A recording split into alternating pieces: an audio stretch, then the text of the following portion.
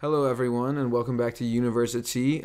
Quick disclaimer, these interviews were recorded like over a year ago, and we're just really lazy about editing, so it was recorded way before coronavirus. So don't worry, we're being safe, and all the people in the interview, all these things they're talking about happened over a year ago before corona even was known about. So yeah, enjoy. All right, hit that.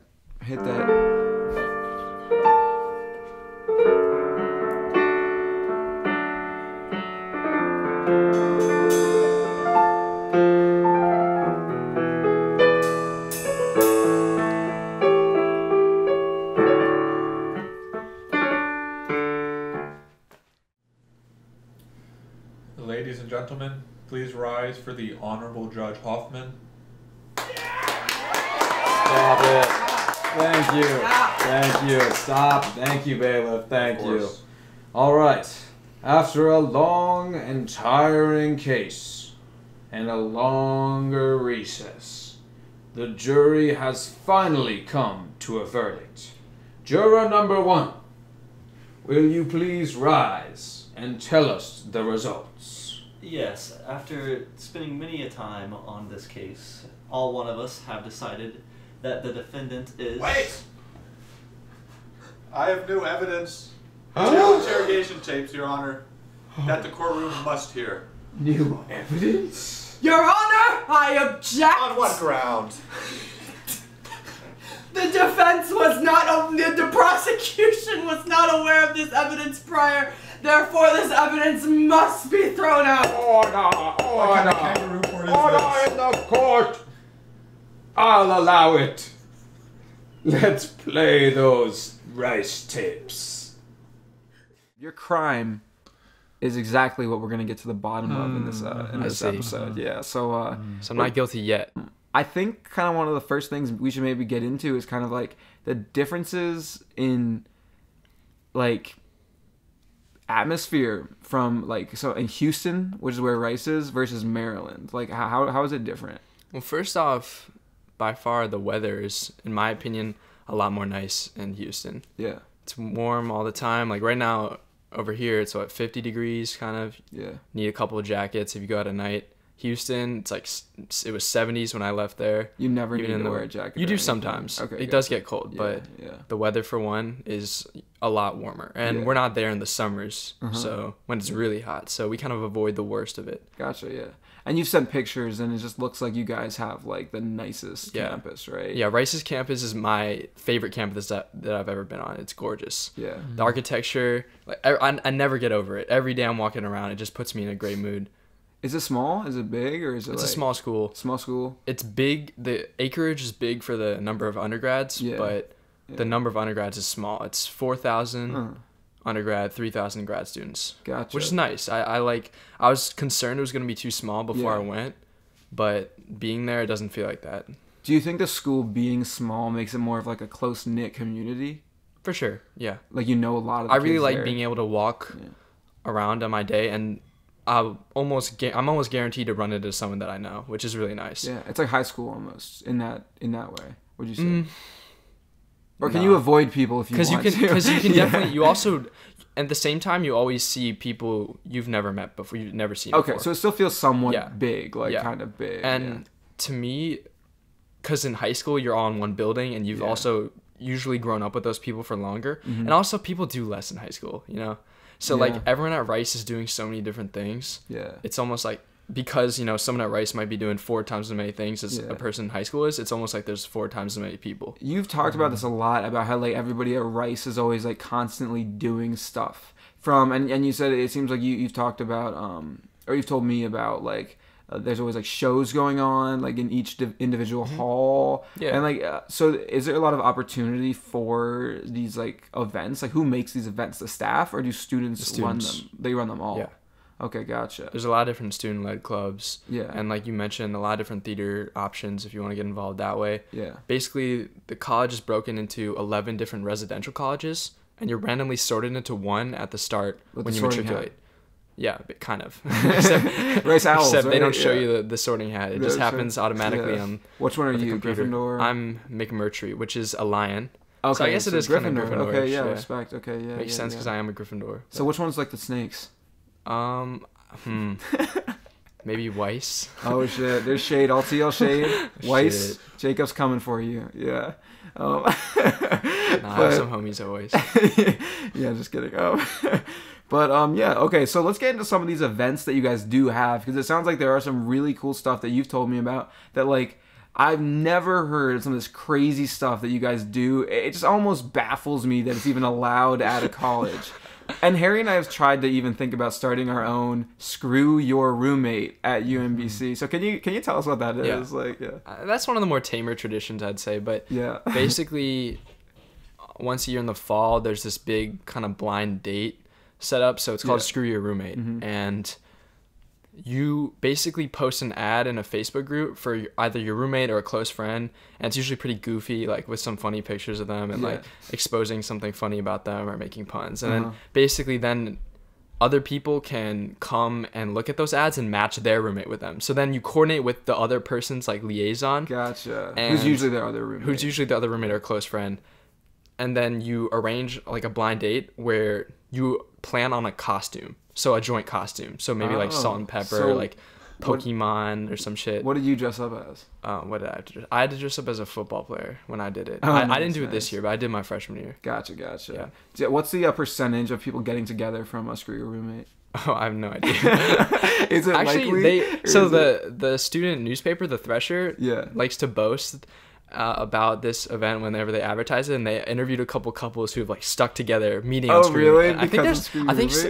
Yeah, and my freshman year, I remember there was this senior that I was friends with, and he said that one of his close friends met his wife on Screw Your Roommate. Are you serious? So they were set up on a blind date, and then they eventually married, and that's just wild to me. Okay, so Rice brings people together. They find marriages. If you want to get married, if you want to find the love of your life, Screw Your Roommate. It's funny that you say that because there's actually like a running joke or a running kind of common knowledge that Rice students have a really high percentage of marrying each other. It's weird. Like Really? a lot of Rice students have like two Rice parents who met and married at Rice. There was so last year, when I was a freshman, there was this freshman girl who, this was kind of like a big funny story on campus, but so she was dating this kid, and then they broke up, and then 2 weeks later, she married his roommate, or she started dating and eventually married his roommate. Okay. I thought you said she literally just married his roommate. But this was like, they married like really quick. Like they started dating. I don't know. It must have been. They started dating after winter break, and then they were married before the semester ended. Like, well, what? Her freshman year? Yeah, her freshman year. So, and I think they're still married. That is. But yeah, impressive, I think. Okay, Rice is bringing people together. Rice is also exposing people, considering I believe the creation of the Rice purity test was at Rice. It was, yeah. Right? That's why it's called the Rice purity test. Yeah. Was that? Do you know if that was made by a student? Yeah, or something? it was. Yeah. If somebody doesn't know, that's the test that you can find online. It's like ricepuritytest.com or something like that. And it's just a list of 100 things of have you done it, have you not done it, and you check it off 1 to 100. And it just exposes you, you know? It would always be like, oh, do this. And that actually originated at Rice. And it sounds like, from what you said at least, there's a lot of events that also have people creating websites and stuff like this. I remember last year you hit me up and asked me to, you had like a lunch. It was like a lunch. It was like telling you what food was on. Yeah, what was that? Yeah. So last year we did Hack Rice, which is, and I did this year too.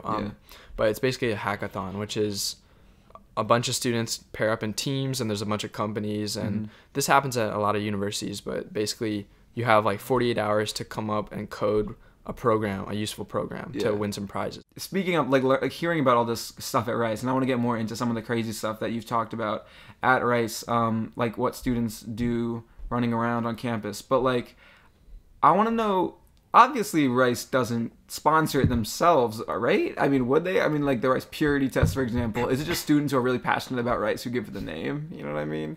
Like, because Rice students made it is why they... Is it like very, when it comes to enforcing like stopping kids from doing stuff, for example? Rice? Is that often done? Yeah. I think Rice is one of the most lenient schools in my experience from Okay, talking gotcha. with other people, my friends at state schools and other private schools. Is rice just like you have to try your ass off to get in trouble. It's like you really have to be a dumbass to get in trouble. So yeah, it's like we impressive have if you we get in can trouble, leave.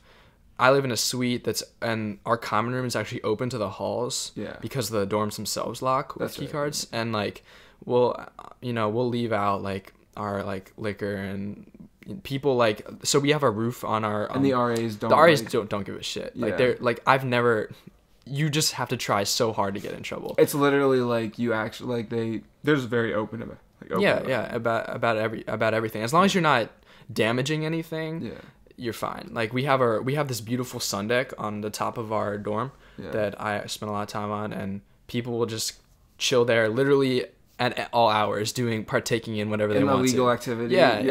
Like it'll be like 4 p.m. on like a Thursday, and like no one's questioning. Like you don't have to be slick about it at all, which is really a change of pace from high school also a change of pace from talking to my other friends at other colleges who say they get in trouble with their rights or noise complaints or something. Like we can be loud on basically any day of the week at night because we have like a beer pong table in our suite, and we never and that's an open suite, so anybody just walks by. You can walk in. That's interesting to hear because like our school is a little bit more, I don't know, like I think they're a little bit more careful about what kids are doing on campus.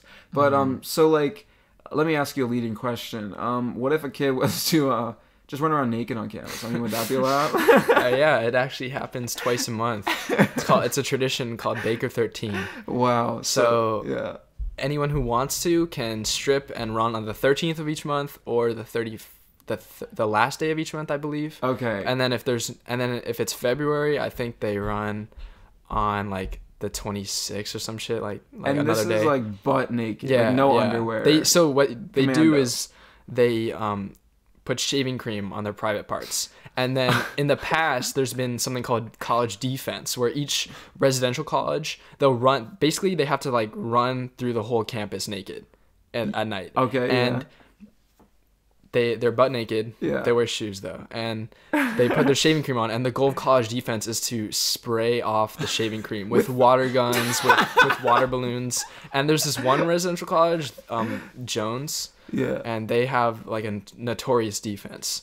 So like especially really on Halloween. Yeah.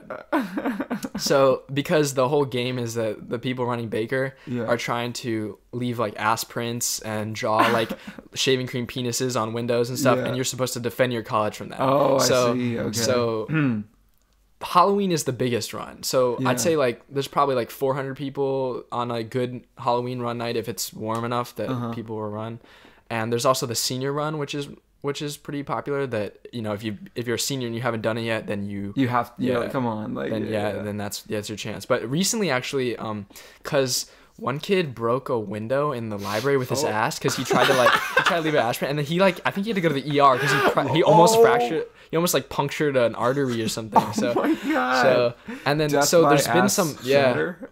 So there's been some backlash on Baker 13, some pushback and some tension between the university and the tradition because they're trying to rope it in a little bit. They're trying to they've also roped in the defense. It used to be really brutal. University, what it does, that is an example of getting in trouble, maybe a little bit. Yeah, I guess so, yeah. It takes a naked ass breaking a window to get the university to maybe say something. No, you hear about this tradition, right? Yeah. A bunch of naked people, and you're like, okay, sounds crazy, but actually seeing it, you've never seen anything 400 naked people. I can't even imagine. The first time I watched it, I remember it was like pretty early on my freshman year, and like you hear about it, but it's one thing to hear about it, it's one thing to see just a bunch of naked humans. Like you've never it brings you back to like our tribal days, it's like it's crazy, it's barbaric, it's amazing though. I totally understood it once I saw I'm gonna do it. I haven't done it yet, but that's 400 people signing up to literally just run in the nude. That's confidence that that not many people have, I think, and that's like, it's wow. nice. It's a positive message. I just remember like it was like I had auditioned for the a cappella group, and then that night I partook in defense for my college. Oh, gotcha. And you tried spraying the water against so that one was on Halloween when I went to Jones to help their defense, but actually my residential college is different than all the other ones. We hand out brownies, so it's like a truce. We give them like cookies and snacks, so they don't. Yeah. But I just remember I had auditioned for the a cappella group, and Yeah. I saw like the people auditioning me who later became some of my closest friends. And then that night, I still didn't know them at all. I didn't know if I was in or not. And then they ran past me naked. They're like, "Hey, Jacob," and then I was like, "Oh shit!" And then they were like, I fed them the cookies, like these naked people that I barely knew, that I just like been stressing about eating auditioning naked for. people cookies. Yeah. I just thought you'd leave them out on a plate like for Santa or something, but no, you're literally like No, you feed you're it to them. feeding these Yeah. naked people. That Come up is close to you. amazing. And that was when I kind of got the vibe like I was probably like Yeah. accepted by them. Oh, they because- they wouldn't be yeah. like that comfortable with me. I Hey don't think. Jacob, I'm naked Yeah. right now. Give me Yeah. a cookie. Here, Yeah. feed me. It's pretty funny. Speaking about that, how's the acapella group? Like, is that fun? Is that Oh yeah, it's fun? so fun. Yeah. I mean, I mainly do it just because I love the people there. Yeah. I'm in the all male acapella group Mhm. called the Rice Apollos, and they're just Nice. so fucking funny. Like, Yeah. like they roast each other all the time. Is it like a group kind of? Yeah, a it's very like good, I think it's 12 of us, Yeah. and we're just all tight knit. We're all close friends. Yeah. It's just really nice to have that kind of family unit Yeah. there. You can just dig around and have fun and make some music along the way. Is that easy to find at Rice, or is it hard? Would you say to find like a group to hang Interesting. with? Yeah. I think there's a lot of opportunities there. Mhm. And for some people, like, and I have some friends who, all those opportunities can be a little overwhelming to make friends. But I think Rice is a really conducive school to finding family. Did you live in a separate dorm last year, or was No, it so you're sorted into a residential college, and then that's your dorm. That serves as your dorm for the 4 rest- years. for 4 years? Yeah, you can okay. transfer if you want. Okay. If you're really not vibing with your college. Yeah. But I'm fine with. I'm loving McMurtry right now. Yeah. Like, especially, and so so you stay in the same dorm, but Mhm. you pick where you live and who you live with, and that. we're good. Gotcha. So last year you had a roommate though, right? Mhm. Yeah. So it seemed, it's interesting because it seemed like you lived on a party floor last year. Yeah. Yeah. So, I just want to know, like, what's some of the, like, have you ever walked in on something very have you ever walked in on anything funny? Like, I mean, Yeah. it's the party floor, right? Like, Yeah. what's the wackest shit that went down? You know what I mean? One time I was coming home from a party freshman year, Yeah. and my roommate, I opened the door, Yeah. and I just see two naked legs, like a pair of naked legs, and in just underwear, passed out under my bed in my suitcase. Under your bed. Yeah, under my bed. You Yeah, committed a murder, and yeah. it looked like a murder happened because so my roommate's chair was flipped upside down. His Yeah. his wallet was exploded, and all his Oh money my- and his credit oh cards my were God, everywhere. Yeah. It was just it looked like a hurricane hit or a murder happened. So Oh my my goodness, roommate yeah. was passed out in my suitcase, and then first I just had to take a picture just Yeah. to commemorate that amazing Uh-huh. scene that I walked in on, and then Yeah. after that I quickly went and checked if he was alive, and he was alive, and so Picture first, Yeah. then check his pulse. Yeah. yeah, that's- let's get our priorities right. So then yeah, I love my roommate, by the way, but Yeah. so I checked him out. He was alive, not Yeah. a little bit impaired, but Yeah, and then the rest of the night consisted of me helping him get into his bed, but then so my roommate, when he would get drunk, he would get either energized or really emotional. So this Gotcha. time he was As just most- trying to keep yeah. on partying. So he would get up and in his underwear and start running out in the hall like naked basically, and I would have to chase him down. Hey, and that's be like, allowed at Rice. though. It's Alonzo. encouraged to run naked at Rice. Yeah. Not in the dorms though. Not just on the 13th. Only or the outside. 31st. Only outside. Yeah. And on Night of Decadence, but that's another thing. And then Yeah. so I'd have to like chase him down and like and I just the rest of the night was quite fun. Yeah. He also peed himself Wow. on many occasions, but Interesting. That sounds like a fun first year, Yeah, you know? it Sometimes was it's great. nice to tend to your roommate. yeah, it was fun. Actually, that morning he woke up in so I finally got him to bed after like 3 hours, Yeah. and then when I woke up, he wasn't in our room, and apparently somehow he'd gotten into the residential college dorm across from us, Don't and they he all woke have up. keys, though? Like, Yeah, I don't know. We still don't, because he blacked, right? So we still don't know how he okay. got in the other dorm. You Like just ended up in it. he just ended up in the other door with one sock, no shirt, like no wallet, no phone. Like he left it all in our room, and Oh my like so he God. like had to like wait outside our dorm Yeah. because he didn't have his key at like 7 a.m. till like someone like left and like let him in. Oh it was my like God. it was just like he just woke up like because so Duncan and McMurtry actually have the same design other than the colors, and they're like Okay, mirrored. yeah. So at first he woke up mixed them up. in the stairwell and he thought it was our stairwell. But then he went out and he was like, wait a second, I'm not in McMurtry College. Wait, so did you like notice that he was gone, or did you sleep through it? Like when you I slept through when he left. He kept leaving. Yeah. And then I finally got him to bed. I thought he was asleep, and I went to bed. Okay. You know, maybe 4, and then I woke up at like 8. Yeah. And he was gone. Oh, he was gone. Yeah. Okay, so he was at the other door. Oh no, wait. No, sorry. I woke up at 8 and he was there again. Oh. But then he told me that he woke up and okay. and like so you that, slept through it all. I slept through it all. Yeah. Wow, he sounds like he had a wild night that night. So it sounds like that's very interesting. So y'all, of course we've talked about how y'all go pretty hard at race. And so much to the point. So comparatively, like we don't go. Yeah. It's a work hard, play hard school. Like we don't send it like some state schools do. Yeah. But we definitely have our fun. So there's a lot of like so here's my question, for example, on exam nights, do people go hard?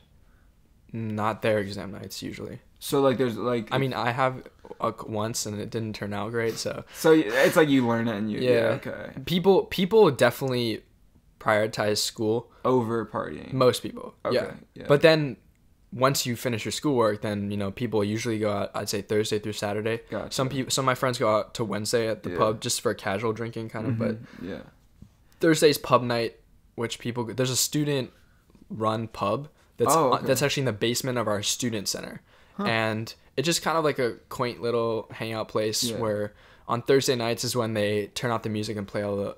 Turn off the lights and play all the loud music, and so people hang out there on Thursday. Okay, cool. And then Friday and Saturday are usually like party nights. You've talked about this thing called beer bike before, where it seems like the entire campus is like partying. It's like one whole night party event. What exactly is that? Yeah, beer bike is this it's kind of the most hyped event for the entire school. Yeah. And it takes place in second semester once a year. Yeah.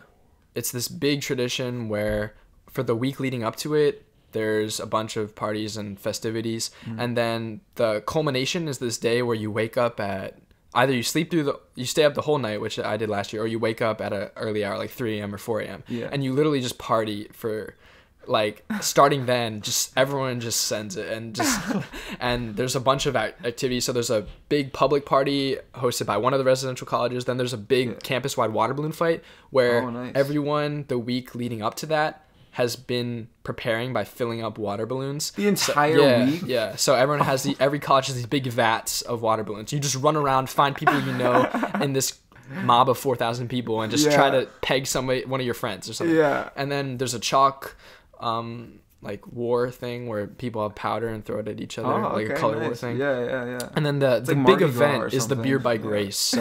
So it's this like kind of relay race where you have a chugging team and a biking team, and then each time a biker finishes, you have to chug like this big tube of water. Now it's water because it used to I think it used to be beer. But, that's why it's called beer bike, probably. But I mean, now we just drink the beer beforehand and then you gotcha. So not everyone on your college obviously participates in the team, but you sign up and practice beforehand. So some colleges take it more seriously than others. McMurtry really doesn't take it that seriously, but some colleges will like train a lot for the racing, for the actual biking. Yeah. And last year we actually technically we got in second or something because of our time violations because of our chuggers, but we won. We won it was like to everyone who doubts everyone out there, we all know who really won. So it was one of the most hype moments seeing our runners finish. Nice. Were they all like kind of gone as well? Are the bikers? Well, okay, our fastest guy was actually wasted, so we were all impressed. Like that's my actually one. You had police sirens like sounds behind him, right? Yeah, he was just running from so his name is Taka Takahiro, and he's one of the friends that I was mentioned that hangs out in our suite all the time. And he was really fast last year. This year less though, because he's focused on other things. But last year he was just a speed demon, but he was just trash. So he said that was like the fastest he's ever run that wasted. Yeah, but a lot of the runners will like actually stay sober. Yeah, like if they take it really seriously. So actually, I should mention that last year the bike got rained out, so it was a beer run. It wasn't a beer bike. Yeah. Okay, gotcha. But usually it is on bikes. Yeah. And actually, oh my god, drunk kids on bikes in the rain. That would have been bad. Yeah. Recipe for disaster. There's a girls race, there's a men's race, and there's an alumni race. Okay, nice. Happens alumni, girls, then men. Yeah, dude. I'm assuming a lot of alumni come back for that, right? Yeah, a good amount of alumni show up. Yeah. So I know you said that you lived on the party floor last year. So I'm wondering, like, is it ever can you escape it though? Can you escape the noise? Can you escape, like, you know what I mean? If every dorm is like where the party is it, can you get some quiet time? Like, or is it like constant partying? You know what I mean? I think you can get some quiet time because there's certain floors and certain sections of floors that party less. Or that don't even party, and you can live off campus and not, obviously then you're secluded. I do have some friends who complain about how there's always something going on outside their floor. So on our sun deck on McMurtry's roof, where I mentioned that a lot of people stay up late, doing whatever. And that's the best view, right? Yeah, it's a beautiful view. Very nice when the breeze is blowing and everything. But some of my friends up there who live in those rooms, they complain about the noise. They'll be like, yo, it's a Tuesday, and like these people were like blaring music, and I was like, oh my god, yeah. Okay. So noise is like a little thing. Maybe on campus, sometimes it's hard to, if you are trying to stay more quiet and more secluded, but if you want to go off campus, I think is a way to kind of get away from it. So bringing it back to like the traditions of Rice for a minute, I'm wondering if there's anything else, like I know you guys run around naked for that one thing. Is there anything else kind of like that? Yeah, so a big part of Rice culture is also what we call public parties. Yeah.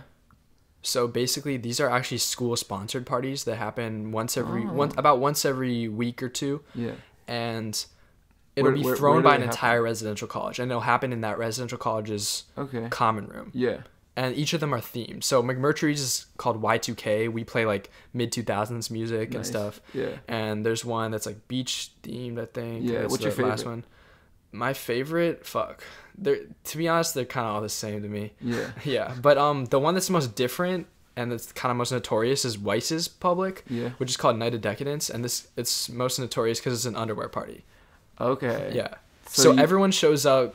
Everyone basically it's near Halloween, and what happens is you go to your pre-games or your suite or whatever. Yeah. You strip, and you get on your underwear. You get wasted, and then you go to the party.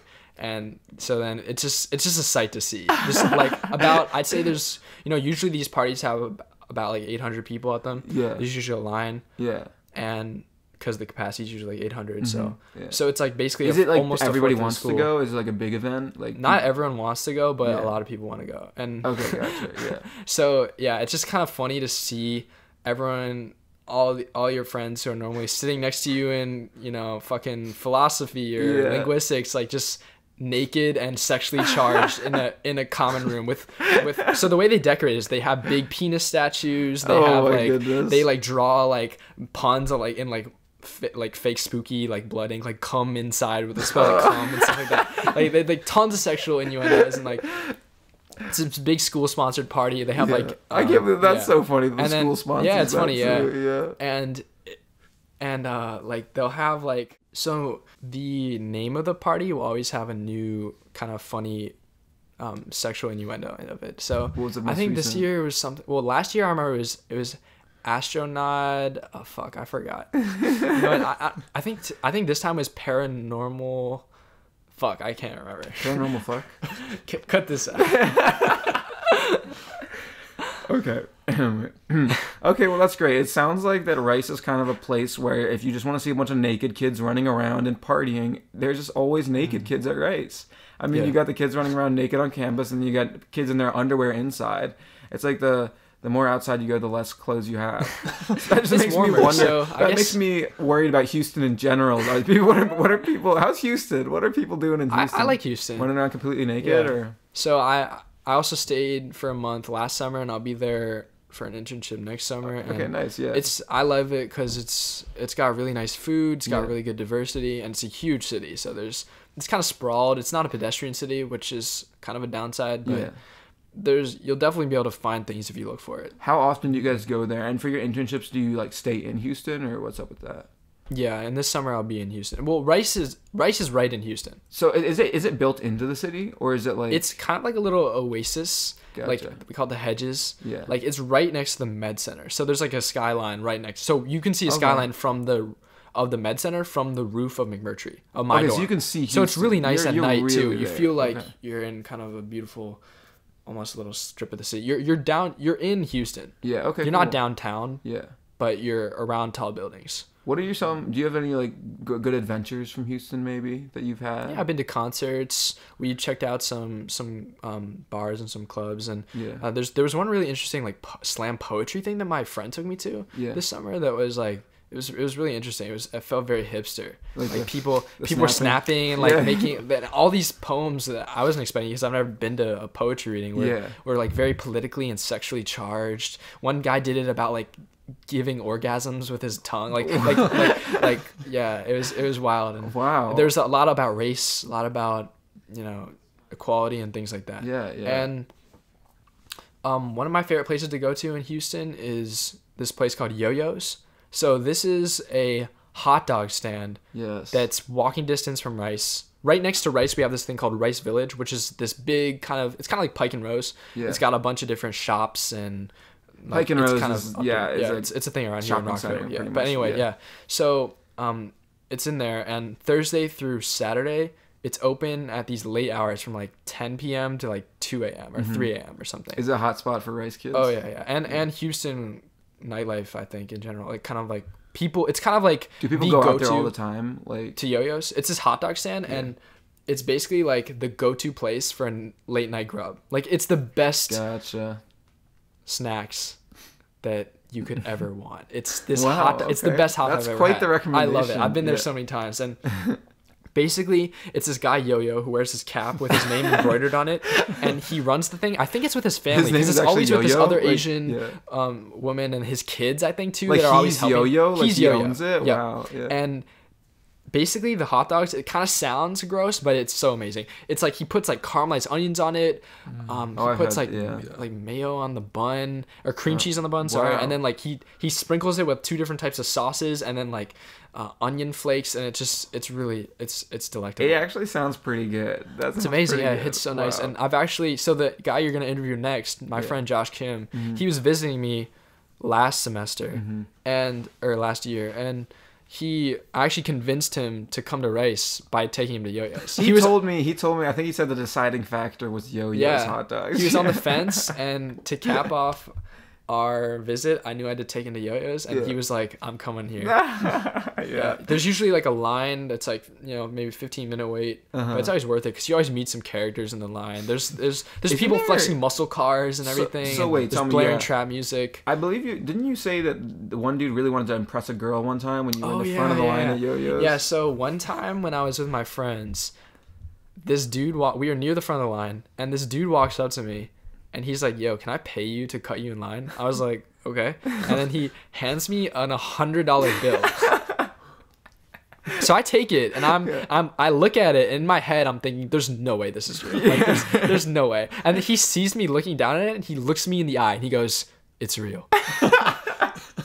In that moment, I just knew it was real. Like, there was no questioning. I still checked later. It was real. It was real. Yeah, it's a real $100 bill. But so you like made $100. So I made $100. I'm still profitable from all my Yo-Yos.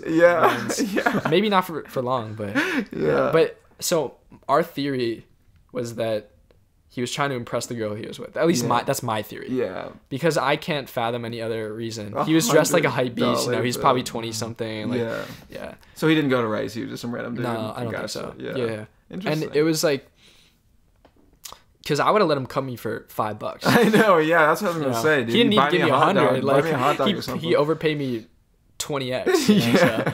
Yeah.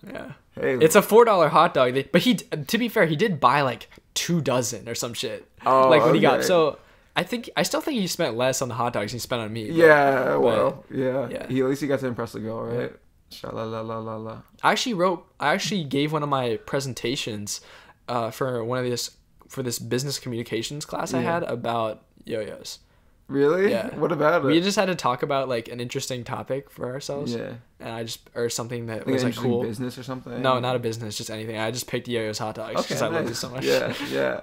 So bringing it back to the slam poetry thing, I'm wondering in Houston in general, is there any other like maybe like music events or like big like things that you've been to? Like, have you seen any of that? Well, I saw Childish Gambino and Ray Shremmer at the Toyota Center. Yeah. Which is where the Rockets play. Cool. And that was amazing. I loved that concert. I also, not in Houston, but being in Texas for the first time, I've been trying to explore a little bit of that. Yeah. So I went to Austin for Austin City Limits this year, which was fantastic. It was so much fun because I went with my suite, a bunch of our friends. We got an Airbnb in the cut with like 12 of us. Yeah. And it was just a great time. Awesome. Yeah. That's great. So that's the big music festival in Austin. I've been there a couple times too, once for a hackathon and then once for a work trip.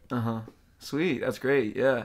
Have you climbed around the city at all? You know? Yeah. I've done some rock climbing. So Houston's pretty flat, so there's no actual outdoor rock climbing, but they have some great indoor gyms because of that, and because everything's bigger in Houston, they have like the biggest per wall surface area rock climbing bouldering gym in like the country or something. Okay, cool. So it's called Momentum. It's about a 15-minute drive from Rice campus, and I'll go there with my friends sometimes. Nice. Okay, so that's a popular activity. Yeah, it's pretty fun. Cool. That's great. Yeah. And isn't there a really nice opera house in Houston? That's under construction. Yeah. So I told Harry, I told Kevin this story, but So basically, because you don't know, I've told Kevin though, but there's so Rice is building a new opera house, and it was Rice? For Rice. Oh, it's not just Houston. It's literally on the fringe of our campus, but it's like next to the football stadium. And they're building this opera house, and they're building it so fast, like it's being under development really quick. But last semester during exams, right before my last exam, me and my friend Drew were just walking around, and then we just made like a snap. It was like 1 a.m. We just made a snap decision to climb it. Yeah.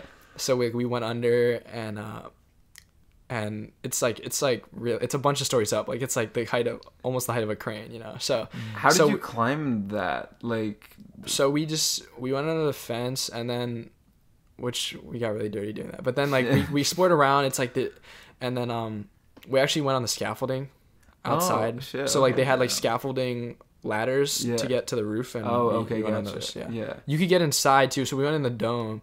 And then we eventually went on that with the scaffolding. Was that cool? It was awesome. Dome of an opera house. That sounds great. Yeah, it was amazing, the views there, and it was the exhilaration of like there's cars driving below, and we kept like being like, please don't look at us, please don't look at us. Yeah. It's like, I don't know, it's like a felony or some shit, but we can cut that out if you want. If you want. Oh, I didn't give my last name on this podcast, so it's fine. Exactly. Just Jacob. Yeah. They know Jacob. I'm Jacob Smith, if anyone knows. Yeah, Jacob Smith. Yeah, Jacob Smith climbed to the opera house. But so then we came down, and when we left, we like tripped a motion alarm, like, so then we just like ran. Oh no! And then we ran to this place. Yo-yos. No, we ran to the Sky Space, which is this other architectural spot on Rice, and then we actually saw a couple of our friends there, which is kind of funny. Okay, yeah. And like, we had this really funny moment I remember, which was, he was like, "Oh, what are you doing this late?" And Drew was like, "Oh, we just came from the opera house," and the dude is just like unaware. He was like, "Oh, how was the show?" And Drew was like, it's like fucking like 3 a.m. It was great. And then Drew's like, it's under construction. Because we were just laughing. He was like, oh. And then he was like, wait, isn't that not allowed? And then Drew was like, yeah, I think it's a felony or something.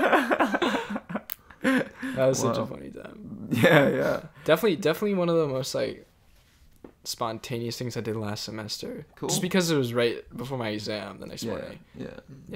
Too bad that we'll have to. You're going to jail now, so like you're gonna miss the Houston. The Rice State. Is that why I'm being convicted? That's why it's the Rice. That's why it's the Rice. That's why you wanted me to say that story. Exactly. I wanted you to. This is my confession tape. Everything. I wanted you to reflect on everything that you've loved about Rice, because you're not gonna see it for the next 20 years. Yes, I am an inmate. Because you are an inmate. Anyway. Thank you. This is outrageous! Your Honor, this will not stand! I cannot... Order in the court! In light of this new tape, we now have evidence of the defendant admitting to climbing the opera house. Unfortunately, I think the only solution is a retrial. No! Your Honor, please do not forget there is still a second tape we must listen to. All right. Another tape. Run that track. He's gonna serenade us in the beginning. Inmate number 2. Well, yeah, we'll get it. We'll book him in. All right. Hit that.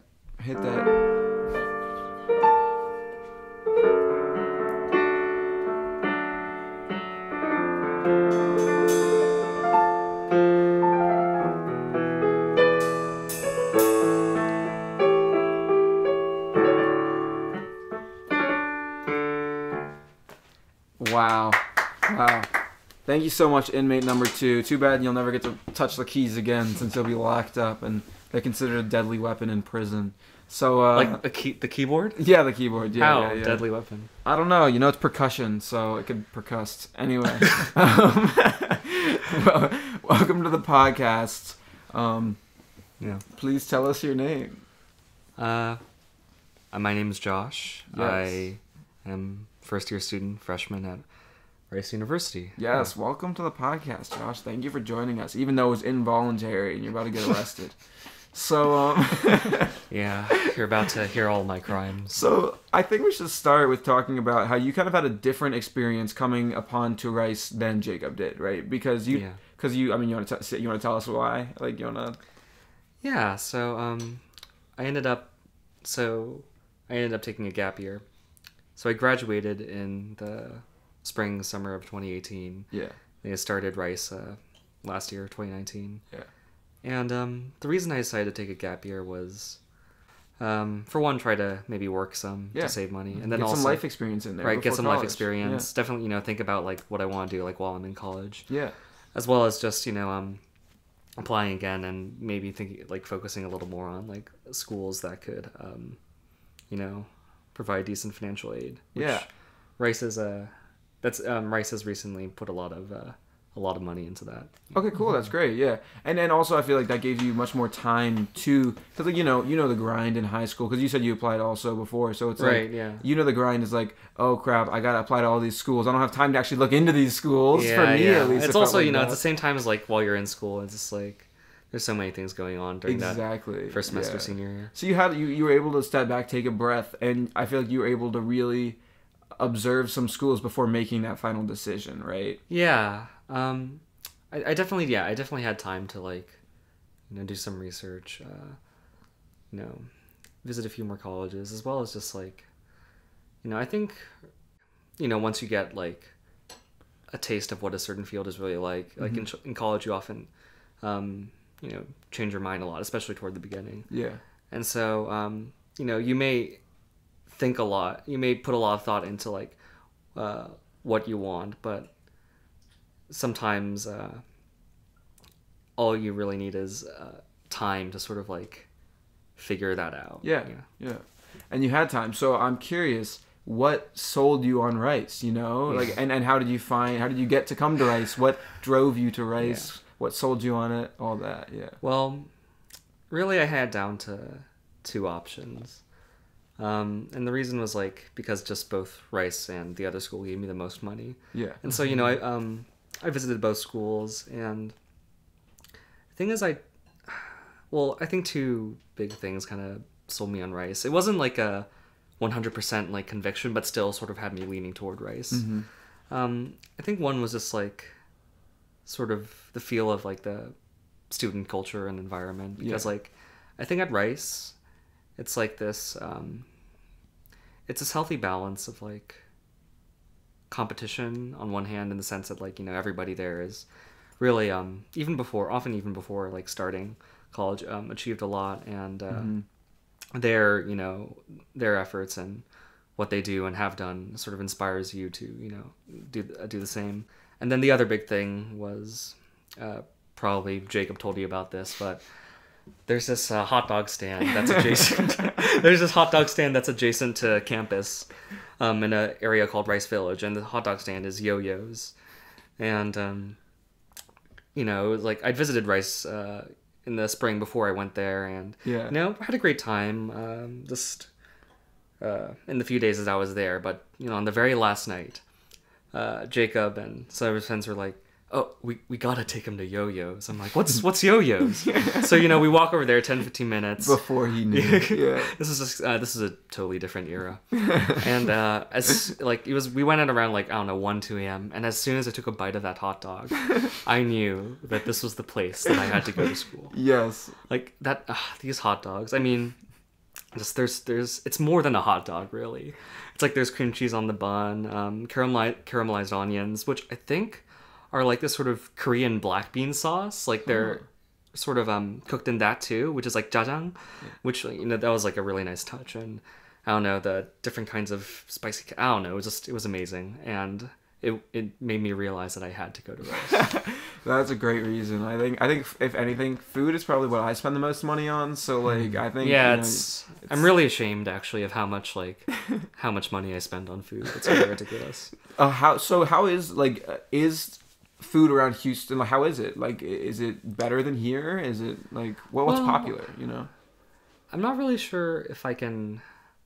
I haven't been around to as many places as I would like, and I guess one thing I'm not quite sure about is like whether Houston has a particular culinary strength, like what in one particular area. Like I mean, I've been to like a ramen place. I've been to this really nice pho place as well. I mean, there's yo-yos, of course. Food trucks. I've heard the pho is much better. Yeah, the pho. Okay. Yeah.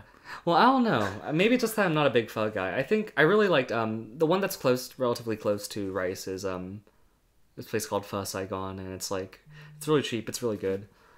I don't know. It didn't seem to me like it was like miles above like Pho Eatery over here. Yeah. But like, I don't know. I mean, the thing is like I like food, but I'm not very critical about it. Gotcha. And so like what I know about like Houston at this point is just that like there's like a lot of it. There's like a lot of apparently like really good food places around, some of which I've been to. Yeah. And everything is just like it seems incredibly diverse in that respect. Just like all different kinds of stuff that a good helping of is cool. Yeah. Pretty close by. Yeah, cool. So as long as they have yo-yos, then you're sold, right? Yeah. That's the one thing. That's the seller. It's gonna be my summer internship. Just gonna work at yo-yos. You're working at yo-yos alongside yo-yo. Yeah, it's among. I have a yo-yo sticker on my laptop. Oh, nice. It's like I don't have many stickers on my laptop, but his face is on there. Okay, yeah. So you were talking about, and this is interesting. You were talking about kind of how everybody before they've gone to Rice have already achieved so much, because it is a hard school to get into. It's a very prestigious university, Yeah. And like, so I'm just wondering, like, and I remember I thought about this when Jacob first was talking about Rice. Like, is it like competitive in a sense, like, oh my gosh, everyone's so smart, or is it like everybody's like helping each other, like, with things? Yeah. Like, what is the sense of like what is that? Like, is there competition like as far as knowledge goes? You know what I mean? I feel like I don't know. Again, I feel like those things aren't really mutually exclusive, I guess. Mm-hmm. I think on one hand, I think everybody, well, at least most people, are very self-driven. A fair number of them are, ambitious, really hardworking, and it's easy, definitely, to come across a number of people, in your major or not, who are just like really excel and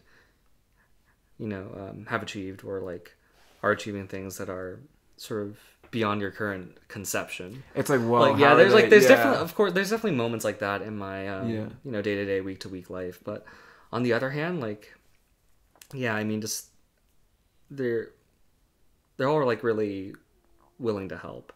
Very cool. Like, yeah. Like, I think it's everything from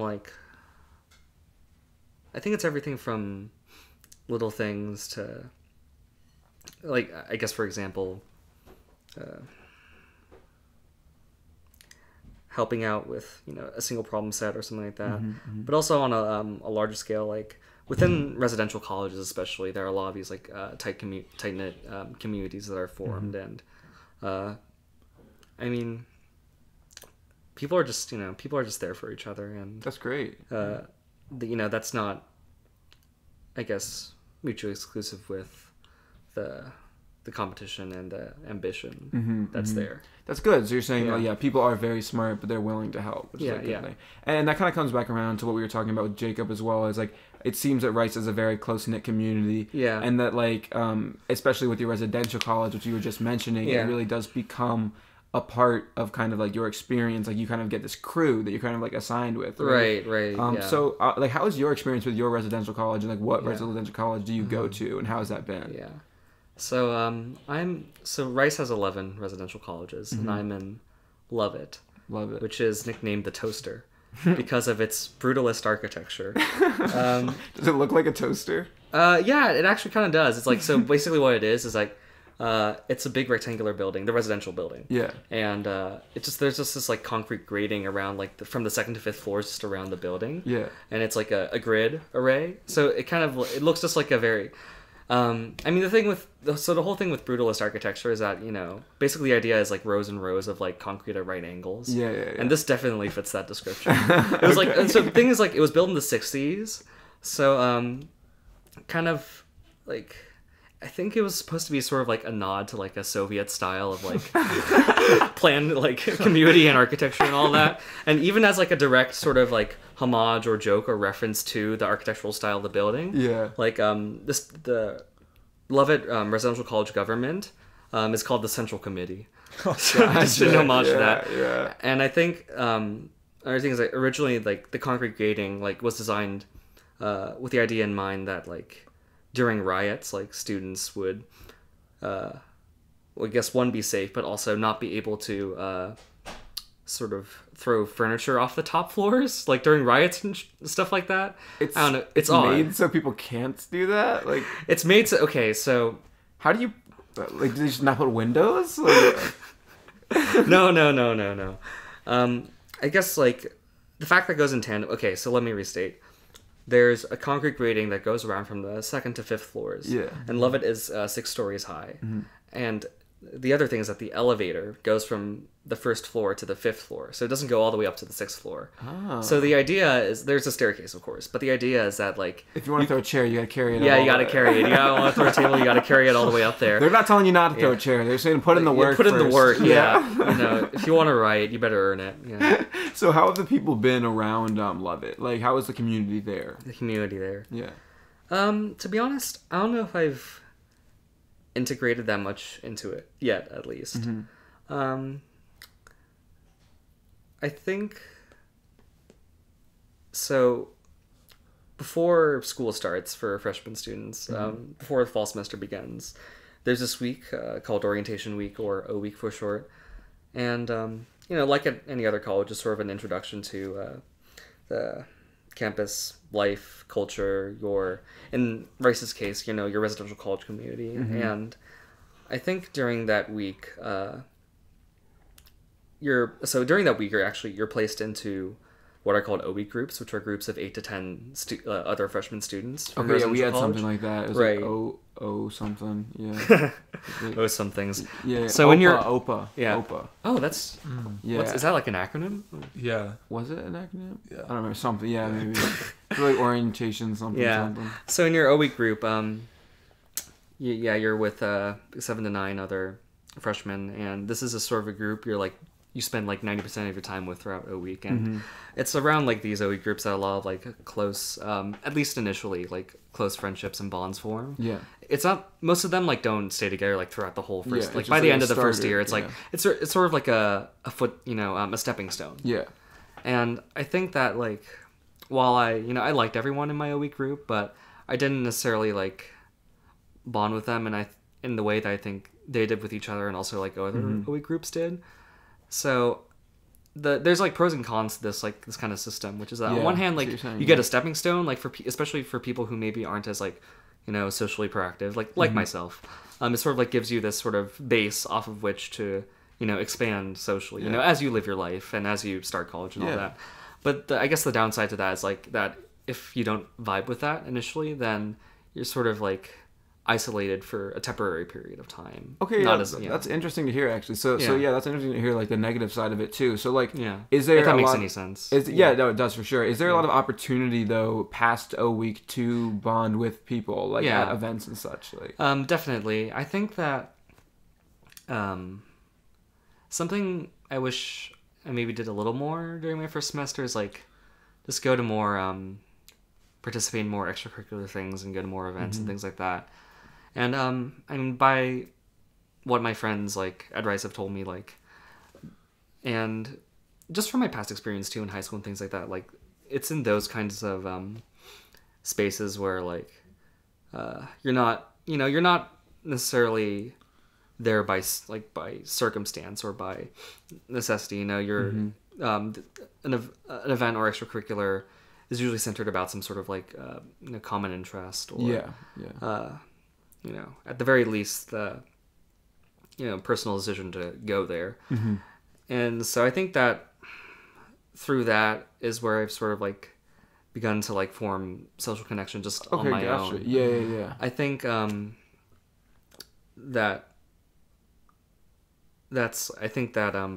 that's really where I've gotten my foothold. But outside of that, as of now, like as of this first semester,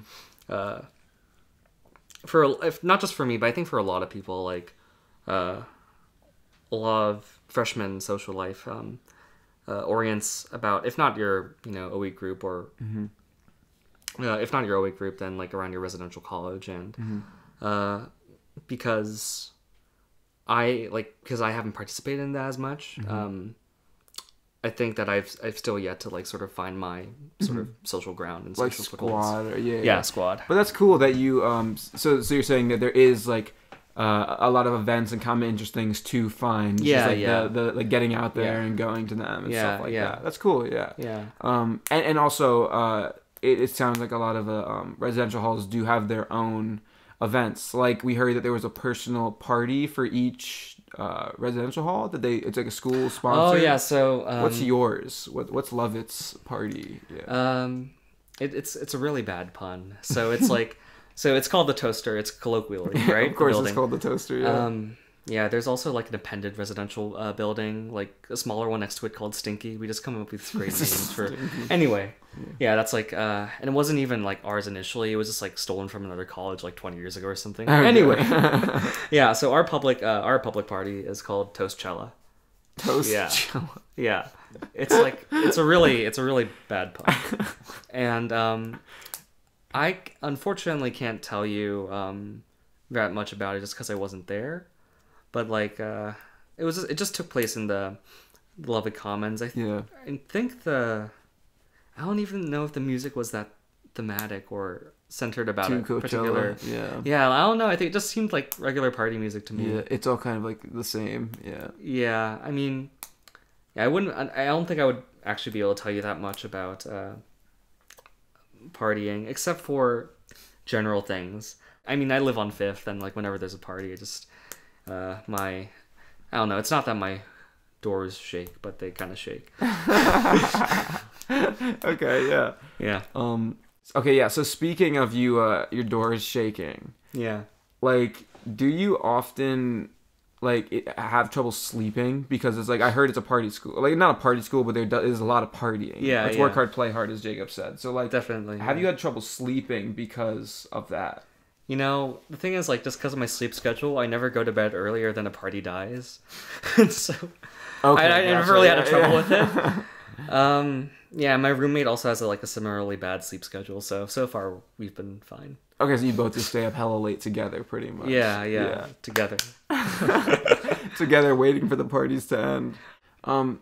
But speaking of these parties, and you were talking about the music not being themed. Yeah, with the I was just remembering, didn't you? I thought you said something about you have a job as a DJ, right? Yeah, I wouldn't call it a job. It's more of like I come in like once a week to mindlessly put some tunes on air for the Houston community, and then I leave. Okay, yeah. So what is that like? Is it like okay. So yeah, we have a radio station on campus. It's called K True, and yeah, it's pretty much all student. Yeah, it's all student run. Nice. Both the DJs, of course, but also like administration. Mm-hmm. Although we have community DJs like people from Houston who also work at the radio station. Okay, cool. Yeah, what kind of songs do you play?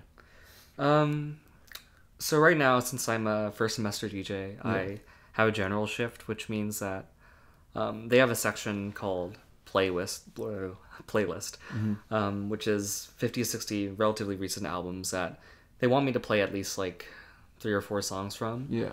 And then the rest is kind of just up to me, but it has to be stuff that's in the station. But they have a pretty like big music library, so it's pretty nice. Sometimes like I try to plan a little bit ahead of time, and I'll focus on a particular genre. Like I remember one time I did sort of like a noise rock and no wave kind of edition of the show. Yeah. Of my 1 hour general show. And then there's another time where I did more like Baroque and chamber pop. And so and other times I like I'm studying, I'm like, oh shit, I have to go to the station, and I just play whatever. But yeah. Cool. That does sound like a good like extracurricular thing, for example. Yeah. Bringing it back to food for a second, because I know you love food. Even though you said like around Houston, you don't really notice if the food is like you're not like you're not like a critic like you said. Yeah. But I'm curious to what you think of the food on campus. Food on campus. Yeah. We have like in total I think 6 serveries, like so dining halls. I guess you might call them at other colleges, but just like cafeteria places around campus, and they're usually connected in some way to the nearby residential colleges. I usually just go to one that's like pretty much attached to Lubbock Commons, which is a Siebel servery. I think their food is like. I think their food is actually pretty good. I mean, cool. Not that I wasn't sick of it by the time I came course. home in December. You got it, yeah. Right. But like it was still like sort of all you can eat style, which really just destroyed my health. Although the thing is, like, I feel like they did a good job in offering like just a lot of variety of stuff. Cool, yeah. So have you gotten to roam around like Houston, the city, just in general? Like, have you had a chance to do that? A little bit. It's mainly in like pockets of downtown Houston. Some parks of which I don't remember the names. I've been to. Well, I enjoy going to concerts, so I've been to a few different concert venues. Okay, cool. Like which ones? There's one that's pretty new and just facility-wise nice, called White Oak Music Hall, and a lot of the high-profile acts that do end up stopping in Houston either go there or to House of Blues Houston. But I've seen Boris at White Oak Music Hall. They're like a Japanese stoner metal band. Really love them. What else? Charlie XCX. That was a lot of fun. She was at White Oak.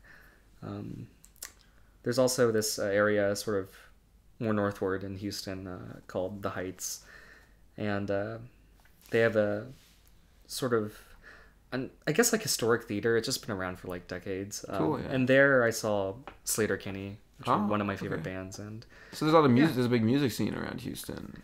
I haven't familiarized myself with like the music scene itself, but well, there's this organization, there's this nonprofit in Houston called Nameless Sound, and basically what they do is like, well, on one hand, they sort of foster the experimental and improv music community in Houston. Oh, okay, cool. Yeah. It's like really cool. Is it funky sometimes? Have you seen it? Like, is it weird though? Oh, experimental. Yeah. Like, does it get odd? Yeah. I remember this one time. So they offer free concerts every Monday at Lawndale Arts Center, which is like a 10-minute metro ride from Rice, which is nice. And I've been to just 2 of those. One of them was like, I think this like really old dude who was a vibraphonist, and that was interesting. It wasn't just him. It was like it was a full-bodied like setup. It was him, a bassist and a drummer. So he had a rhythm section. Yeah. But like, and each one was sort of like entirely improvisational. So he would just like after the end of each one, like just after the end of each one, he would just like look at either the bassist or the drummer. He's like,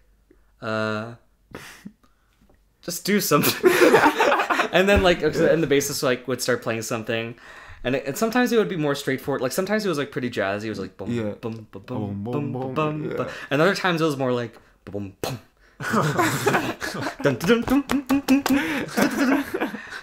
And then repeat. And so like it's improvisational, so they still have to have some sort of like loop thing going on so they can build on stuff. But that was a lot of fun. I mean, and another performance was it was actually pretty it was a pretty high profile performance because there were like some noteworthy like nationally renowned performers who participated in this one. But they were playing the works of French composer Eliane Radigue, who I think is still alive. She's like in her 80s or something. And it was a two-part concert. And the first part was an hour of minimal droney tape music. And if you guys have ever been to a tape music performance, you know, like reel-to-reel magnetic tapes, like the things that spin. Like, yeah. So it was like that, but it was also improvisational, as in like the person operating the reel-to-reel tape operator. I don't know. Yeah. Sort of could choose like to like at any random point to reverse the tapes to like overlay them on top of each other or something like that. Okay. Some weird stuff. It's like a video or no, just like it music? was just the sound. Oh, And so, okay, but the thing gotcha. is like it was a drone. It was a constant drone from ends. So it was I kid you not, it was one note for an hour. And it blew my. Okay. And with that, Kevin lost the master files. I know, unfortunately. Like, no, Okay. that's seriously, like, you know how, like, the BBC, like, in the 60s and early 70s, like, they, you know, reels were expensive, so, like, a lot of the time, if they wanted to, like, you know, film stuff, they would just rewrite, like, over old tapes. Yeah. And that way, that's why, like, all those Doctor Who episodes are lost from the 60s, because they, like, wrote over some of those tapes and shit like that. Damn. Yeah. Okay, let's try to continue this. Can you just say, and it blew my mind, just so we can end that one sentence? Yeah. They played one note for an hour. And it blew my mind. Yeah. Okay, so it sounds like Rice is, and well, Houston has a lot of experimentation. Like that seems like it's been like a consistent theme throughout what we've heard about it. And it sounds like Rice itself is actually very experimental with all these like student-run traditions that it's created itself. And I'm just curious, like, what's your like, have you done hackathon, or have you like seen any like what's been your favorite experimental thing at Rice that you've seen? You know what I mean? That I've seen. In my own time, I've been like making music and things like that. Yeah. But I've even I attempted to like start a band or something of that nature, a collective, a group, whatever you want to call it. Yeah. I put up ads and all that stuff. I even put a performance of that Eliane Radigue piece Nice. in this playlist for people to check out on that ad. And I got a response from like one person, and that kind of fizzled out. So hopefully, I really do want to, you know, sort of find a people or create a group of people that I can sort of do that with. Does it seem like people at Rice are open to that kind of stuff? Are they down to just like, if somebody has an idea, like, oh, let's try this? Is that like a thing? Do you think is Rice like that kind of community where people are excited to try new things and stuff like that? You know what I mean? I definitely think that's the case. I just think that maybe I don't necessarily I'm not necessarily just a part of those communities. As like, for example, you mentioned like hackathons and things like that. There are definitely like there are definitely like people who come up with pretty like lots of interesting stuff on the engineering / STEM side of things. I'm just not a part of that. That's like not my focus, I guess. So I guess I've yet to find I've yet to find like a group, I guess, that's specifically that I specifically would participate in. Gotcha. Yeah. Does this music community integrate like at Rice? Yeah. Does it integrate with Houston at all? Shepherd Music School, which is a substantial part of Rice. It's like one of the top 10 like best conservatories in the country. Oh, okay. And so in cool. terms of like classical music and contemporary music, there's like it's a big scene. it's like a lot of people who are big in that big in the Houston music scene, like often come to recitals at Shepherd. Cool. Yeah. And you guys are about to get an opera house too. Yeah, the opera house. I think it's really something. I think we have like less than 30 opera students, and it's like this giant fucking building. But there's also more practice rooms, which is a crucial thing. We're kind of running out of practice rooms in the main Shepherd building, so that's one of the big things. Like we'll get more practice rooms, and all, of course, like all their facilities and just the instruments they have are so nice. And I love just like messing around on them when I can. But Yeah. because of the practice room shortage, when I can means like 2 to like 5 a.m. Yeah, so yeah. More practice rooms would be nice. Yeah, that's good. That's good at least. Yeah. All right. Well, we kind of need a crime that you committed, or Yeah, else let's we get can't to really that. arrest you because you're an inmate in this. Yeah. one. These are the Rice tapes. So, Yeah. did you commit any crimes, Josh, at Rice? Admit it now. Yeah, I mean, you can choose whether or not to include incriminating evidence to distribute for everyone to see on the internet, but Oh yeah. no, nothing really. All right. Much. I mean, I did like on my last week. All right, we're gonna get him out of here. He's going to prison. Inmate number 2. Yeah, that was like that was after finals were over. I felt like my friend Jacob and my friend Drew was like, we need to celebrate. Jacob was gone already actually, but Drew was like, here. I'm like, okay. By the way, like I haven't smoked weed before, so I went from like nothing like at all to just I don't know, it was like 150 micrograms or something. It's like a standard dose. And it was oh my god, music sounds so good. And like my sense of sound was incredibly heightened. It's like all music, even when I was coming out of like Drew's roommate's shitty speaker, like it sounded pretty decent. And some of the visuals were pretty cool, the shadows and the kaleidoscopic imagery. Nice. Okay. All right. Well, that sounds wonderful, but it also sounds like we have incriminating evidence. Yeah. So you're going down, man. Yeah, awesome. Unless you have any last words about Rice, we're pretty good. So. Yeah. Do I No, I don't have any. I don't have any last words. Did you enjoy on it Rice. so far?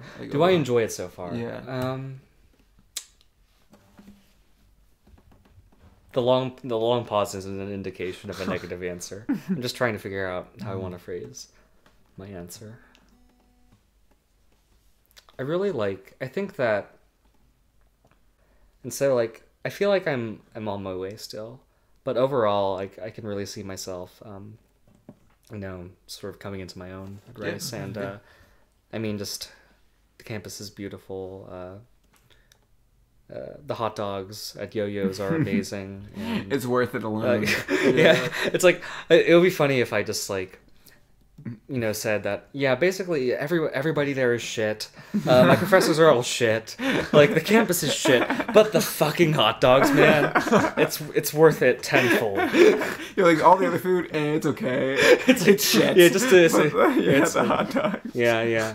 No, but I think that I really do. I think is like I really love Rice. Yeah. I think it's only a matter of time before I'm able to sort of see myself as a part of the thing that I like. And also maybe next year when if you have the open common rooms with the doors around it, that might also be a better like living space, because then it's like you're already interacting with everybody like every day because they're all right there. Yeah. And as Jacob said, like that community kind of formed around that, so maybe there's always more There's that coming. too. Yeah. All right. Well, thank you. Your Honor! This is a load of I rubbish! cannot do this again! I cannot! Order! We now have 2 confessions of both of the defendants confessing to both crimes, climbing the opera house and the other one doing every drug in existence. I think there's only one solution to this case. The jury must reconvene and vote again. What the fuck? Anyway, I think this is where we close for the day. Are there any more tapes you'd like to bring up? No, that is all, Your Honor. Well then, good night, everyone. Will this new evidence convince the jury that the defendants are guilty, or will they remain innocent? Find out next week on Universi-Tea with Kevin, Harry, and another guest. Learn how them schools be with Universi-Tea. Tea time with Kevin and Harry.